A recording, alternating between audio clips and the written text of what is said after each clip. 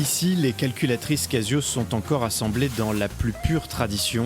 Boutons cubiques et circuits imprimés verts y sont fixés à la main, minutieusement, l'un après l'autre, dans les fameux cadres bleu pastel.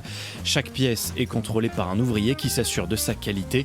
Finalement, rien ne semble avoir changé depuis 30 ans, pas même la demande, car c'est son côté pratique qui séduit. Tout le monde n'a pas accès à la connectivité des smartphones et les calculatrices sont des outils optimisés, centrés sur les fonctions nécessaires. L'an dernier, le fabricant japonais a vendu 39 millions de modèles, c'est 6 millions de moins qu'il y a 5 ans, mais les ventes sont reparties à la hausse depuis le Covid grâce à leur accessibilité et leur robustesse. C'est un outil qui permet d'effectuer des calculs rapides et pratiques. Malgré l'avènement de nombreuses technologies, les calculatrices occupent toujours une place importante et sont considérées comme souhaitables par les clients.